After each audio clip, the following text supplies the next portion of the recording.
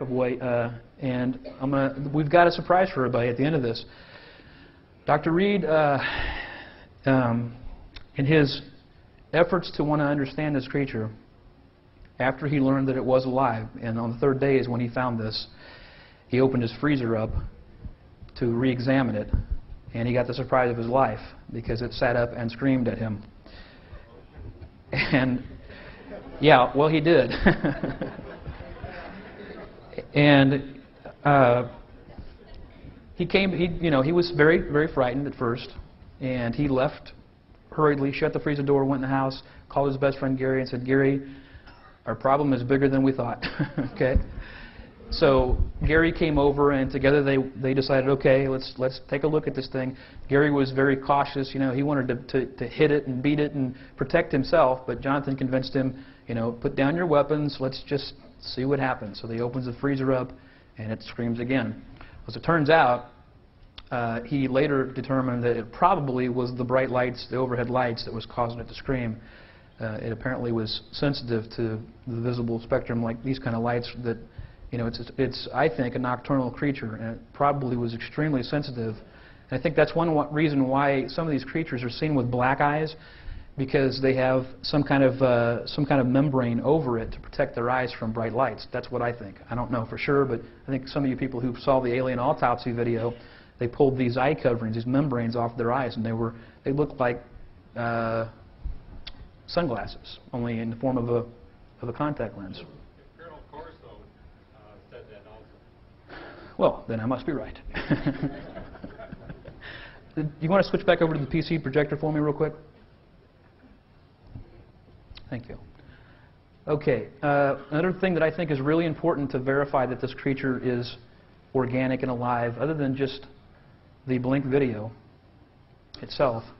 This picture was taken by Dr. Reed, and it just so happened that it produced the red eye effect in the photograph. And as most people know, anybody who's taken, just about anybody who's taken photographs, family photographs, whatever, when you have a flash that's close to the lens and you take a picture of somebody, it's a common problem. You get red eye effect. And I think, and it also happens, though, when you have a bright light source that happens to be at the right angle to be reflected off the retina and directly into the lens of the camera. And that's what happened in this case. And as far as I know, only organic creatures show the red eye effect. If this had been some kind of mannequin or rubber dummy or whatever, this effect could not have been produced. So, and just so you people can see that it does happen, I'm showing here that you can see it happens in animals too. Cats, rabbits, dogs, as well as young kids and adults. I mean, it's a common occurrence with organic creatures, no matter what they are, animal or whatever. So I think that lends a lot of credibility, again, going back to that photograph, to the fact that this was an organic living creature. This was I think one of the earlier pictures taken, and again, Dr. Reed didn't know early on that this creature was alive. It unfortunately surprised him in that regard. In any case, after he got through with the initial shock of this creature being alive, he went back out to his garage and decided that maybe he could communicate to it in some way, shape, or form. So he opened the freezer up and he let it crawl out. And it did. It eventually, the wound on its head had started to heal already, and he had dressed the wound because I think he felt that it was, for me, I would probably have done the same thing.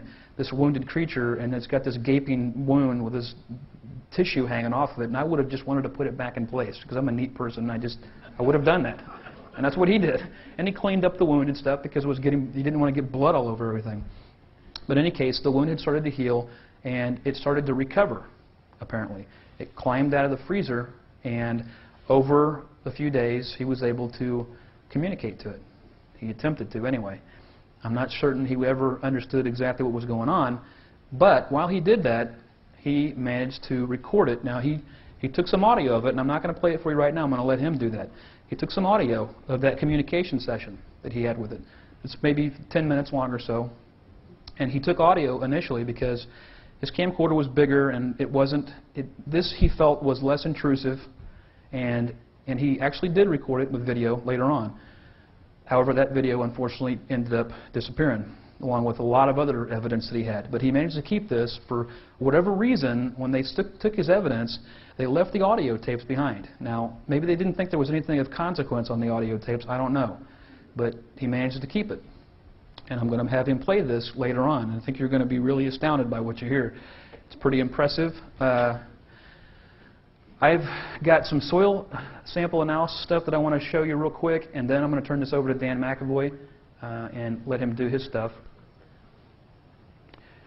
Back to the PC projector real quickly, please. Yeah. This is a report, and I'm not going to explain to you what this report means. I'm just showing you that this physical report exists. We received this from Jaime Maussan. He took this to a gentleman named Dr. Zohar Gutierrez, who's at the Nuclear Medicine Hospital. And he's got all the details of who this person is, what his credentials are, where he's at. If anybody wants to know the details of that, they can contact me, and I will put them in touch with Jaime Maussan if you have a reason to know. This is a 2-page report, and it contains various printouts that, these are just printouts. They don't really explain what they are. However, we do have a video of Dr. Gutierrez describing what he feels. And that's the digital videotape, guys. I know that was the more complex of the ones, but if you could play that, I may have to.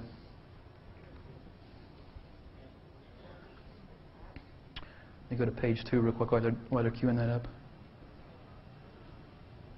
Again, these are not really meaningful reports to your layman, but I just wanted to show you that they do exist, that we did run these tests, and then we'll let these guys hear what Dr. Gutierrez, Zohar Gutierrez, had to say.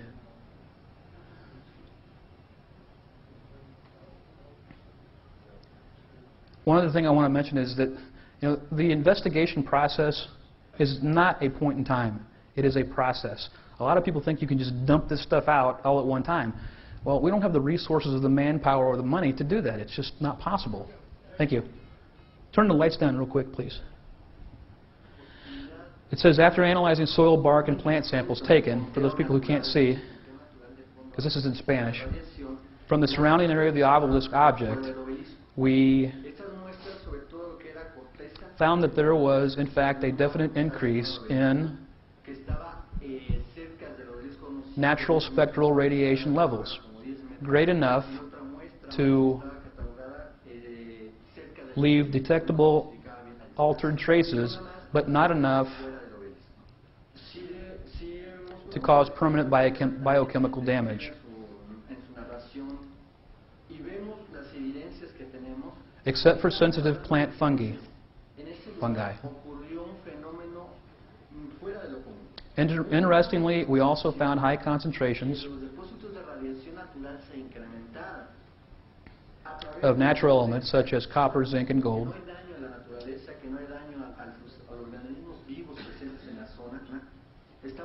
These findings match and corroborate the conditions and statements made by Dr. Reed. My summary is that definitely, without any doubt, a very abnormal and unusual event with high energy took place in this area. Okay, you can stop that tape. Now, Jaime Maussan went further to explain to me, he'd spoken with Dr. Zohar Gutierrez himself, and he said that the interesting thing was that these occurrences only happened near the obelisk, and they took soil samples from several different places. They took soil samples from neutral spots far away from the encounter site. They took soil samples, plant samples, core samples from trees in the area of the obelisk in the immediate vicinity, and then they also took some samples from the creature area. And what they found was that these occurrences only happened in the obelisk area. And to them, that was definitive proof that these weren't just something that was present throughout the whole area there. It was only where the obelisk was, and they were high indications of high energy. Well, Jonathan doesn't know exactly what happened to the obelisk, but he went back the next day with his friend Gary, and they brought chains and a flatbed, and they were going to try to drag this thing out of the forest, but unfortunately it wasn't there. He brought the chains because when he tried to move it, it wouldn't move. I mean, when he was in the forest, he slapped it and he tried to move it, and it was basically pinned to its location, and it would not move. So at least by himself he couldn't move it, and so they thought, well, maybe if we can drag it onto the flatbed or something. I don't know how we're going to do this, but Gary was kind of persistent and he wanted to do it. But when they got back out there, it was gone. And in fact, the weird thing that he felt was that not only was it gone, but it